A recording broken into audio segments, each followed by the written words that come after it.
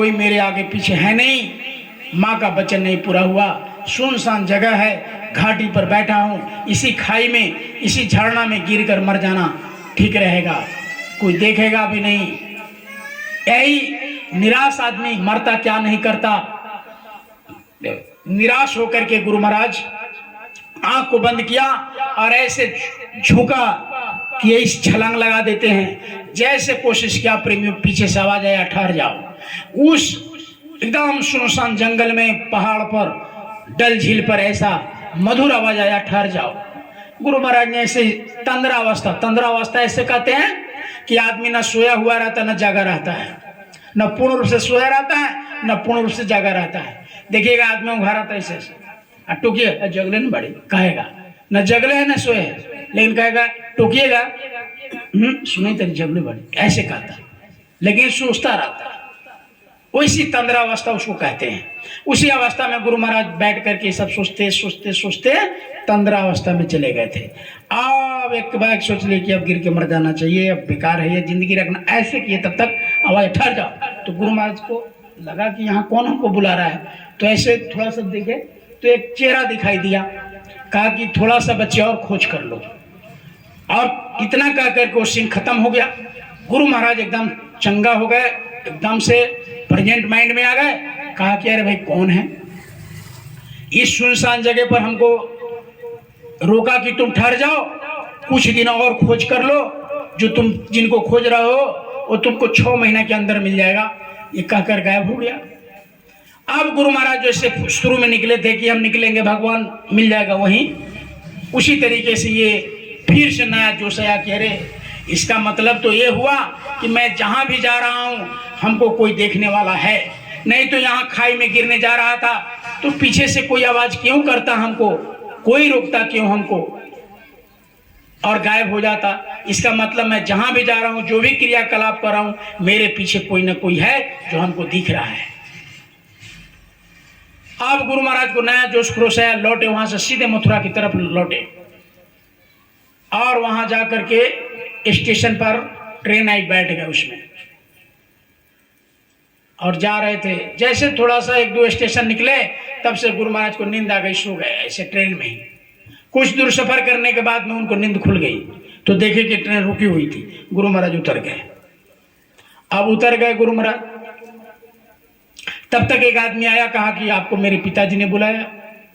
अब गुरु महाराज देखने लगे उनको, कहा कि तुमसे कभी भेंट नहीं है, तुम कैसे जान गया कि हमको ही तुम्हारे पिताजी बुलाए। कहा कि हमारे पिताजी ने जो बताया वैसे स्टेशन पर आप ही हो। क्या बताया? कहा कि मोटा छोटा होगा, नटखट बच्चा होगा, छोटा कद का होगा, मोटा छोटा होगा, अभी दाढ़ी मुछ थोड़ा निकल रहा होगा, और नंगे बदन होगा, ये बाल घुंघराले, ये कमर तक होगा, और नीचे केवल एक कपड़ा लगाया हुआ होगा, बाकी बदन नंगा होगा। वैसा तो कोई नहीं दिखता आपके अलावा इस स्टेशन पर। गुरु महाराज को तुरंत समझते देर नहीं लगा। कहा कि जो बिना हमको देखे, आज तक उनसे कभी मुलाकात नहीं हुई, और बिना देखे हमारे हुलिया बता दिया। गुरु महाराज को पूरा वही 100% विश्वास हो गया कि मैं अब जगह पर पहुंच गया। अब हमको बुलाने वाला बुला लिया। गुरु महाराज, मैं बहुत प्रेमियों इस बीच में बहुत कड़ी को मैं आपके बीच नहीं रख पा रहा हूँ। मजबूरी इस बात का है कि समय का सीमा है, आपको प्रसाद वितरण करना है, प्रसाद लेना है, भोजन भंडारा लेना है, टाइम ज़्यादा नहीं है। नहीं तो प्रेमियों इसमें इतने बड़े बड़े दर्दनाक गुरु महाराज के साथ घटना घटी है कि आप सुनेंगे तो आंसू आएगा कि एक भगवान की खोज के लिए एक इतना छोटा नादान बालक क्या क्या सितम नहीं सहा, लेकिन भगवान धर्म को नहीं छोड़ा। माँ के कहे हुई वाणी को, यानी जो कह दिए माँ ने, उसको पूरा करने के लिए, यानी नहीं कहते काला पानी पीना, हर कष्ट से गुरु महाराज ने गुजरा, लेकिन माँ के वचन को भूला नहीं। बताइए, माँ भी नहीं है फिर भी उसके वचन के लिए इतना यानी परेशानी हो रहे हैं। एक बार इसी तरह बहुत जून के महीने में गुरु महाराज को प्यास लगा था, पानी के लिए बहुत पहले कल वल नहीं मिलता था, कुआं बावली मिलता था पहले बहुत। अब गुरु महाराज बचपन की बात है, और गुरु महाराज 116 वर्ष में शरीर छोड़े।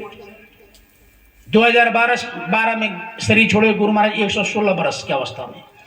अब उनके 6-7 बरस की अवस्था की बात है ये, अब समझ लीजिए। 1901-2 के आसपास की बात है ये, 2-3 की, 1901-2-3 की लगभग बात होगा ये।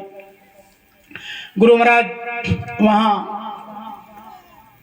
पानी कहीं नहीं मिला तो एक इसको रहने दीजिए, कभी ये लंबा इधर चले जाएंगे तो ये लंबा बढ़ जाएगा, इसको फिर कभी सुनाया जाएगा। चलिए हम लोग जहां थे वहां गुरु महाराज वहीं ट्रेन में जा रहे थे, आंख खुली तो देखे ट्रेन रुकी हुई है। उतरे तो वो आदमी कहा कि पिताजी बुलाए हैं, लेकर चल दिए। कहा कि चलो चलो चलो। जैसे होलिया बताया गुरु महाराज ने समझ लिया कि वो कोई मेरा अपना लग रहा है, हमको बिना देखे बुला रहा है, इसका मतलब ऊपर वाले की दया अब कृपा हो रही है। डल झील में कहा कि अब थोड़ा खोज और कर लो, मिल जाएंगे, इसका मतलब यही है कि हमको बुला रहे हैं। गुरु महाराज ने जैसे पहुंचे अलीगढ़ स्टेशन से, चिरौली एक गांव है, अलीगढ़ से 45 किलोमीटर पर चिरौली एक गांव है, वहीं पर दादा गुरु इनके गुरु महाराज का गांव है, आज भी है, आज भी वो जगह है, आज भी वो स्थान है। गुरु महाराज को वहीं चिरौली गांव में एक आदमी जिनका नाम था सुदर्शन शर्मा, जो दादा गुरु के बच्चे थे, दादा गुरु गृहस्थी में थे, गृहस्थ आश्रम में थे, तो वहीं पहुंचे।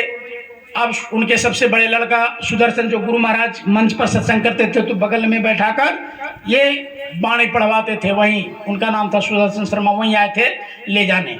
तो उन्होंने ले गया उनको, बड़ा चक्का वाला टायर पैल होता था पहले, टायर गड़ी, उसी पर बैठा कर बैल को ले गए उधर बांधने नादे पर, और गुरु महाराज को कह दिए कि चले जाइए, उसमें बाबूजी बैठे हैं। गुरु महाराज गए थे एक झोपड़ी में, साधारण झोपड़ी में, ऐसे सीधे साधे खटिया पर, खटिया गांव में उसी पर बैठे ऐसे। जैसे गुरु महाराज माथा नीचे झोपड़ी में घुस रहे हैं, तब तक एकदम जैसे चेहरा देख रहे हैं कि बस डल झील, और वहां जो चेहरा था वो सीम टहली कर गया।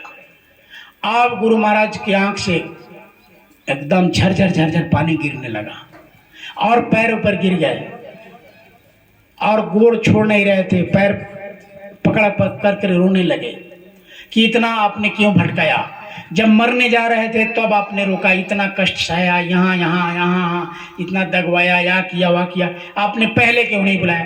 कहा कि बेटा उठो, अब समय तुम्हारा आ गया है, अब जो घूमना था, भटकना था, दर्द सहना था, सब तुमने इसी अवस्था में सह लिया, अब तुम उठो। कहा कि नहीं नहीं, आपने पहले क्यों नहीं बुलाया। कहा कि पहले इसलिए नहीं बुलाया कि दुनिया में जब मैंने रास्ता बताता, भगवान का भजन करने का तरीका बताता, ये नाम दान देता, दीक्षा, तो हो सकता था तुमको लगता कि पानी में है, पत्थर में है भगवान, इधर है, ईंटा में, खपड़ा में है भगवान। लेकिन अब तुमने सब जगह देख लिया, पानी में खोज लिया, पत्थर में खोज लिया, तीरथ में खोज लिया, मूर्त में खोज लिया, यहाँ खोज लिया, मस्जिद में खोज लिया, चर्च में खोज लिया, गुरुद्वारे में खोज लिया, सब जगह खोज लिया, पहाड़ पर खोज लिया, नदी में, नाली में, तीरथ, सब जगह तुमने खोज लिया, कहीं तुमको संतुष्टि नहीं मिला। अब मैं जो रास्ता बताऊंगा तुम पक्का इरादा से करोगे और जल्दी तरक्की होगा, इसलिए मैंने चाहा कि पहले दुनिया का तुम कष्ट सह लो, दुनिया का भोग तुम देख लो कि दुनिया में क्या है। अब तुमको दुनिया तुमको कोई चंटी और चालाकी और किसी तरह का तुम पर असर नहीं करेगा। सारा दुनिया का झकोला तुमको बर्दाश्त करा दिया मैंने कि दुनिया क्या है देख लिया। अब तुमको नामदान दे रहे हैं, दीक्षा दे रहे हैं भगवान के घर जाने का, जो कलयुग में गोस्वामी जी महाराज ने रामचरितमानस में लिखा कि कलयुग केवल नाम आधारा, सुमरि सुमेरि नर उतर ही पारा, वही नाम आपको बकस रहे। गुरु महाराज को बड़ा ढाढ़स बनाया गया, आज तब जाकर के बैठे और गुरु महाराज नहला धुला करके बैठाया गया। और उसी दिन गुरु महाराज को जो आपको और हमको गुरु महाराज ने जो नाम 5 नाम दिया, जो कबीर साहब ने कहा कि 5 नाम का सुमरन करे तब यह जीव भवसागर से तरे, इसी नाम को मीराबाई ने गाई। पायो जी मैंने नाम रतन धन पायो, वस्तु अमोलक दिए मेरे सतगुरु, कृपा कियो अपनायो। पायो जी मैंने नाम रतन धन, वही नाम गुरु महाराज को मिला।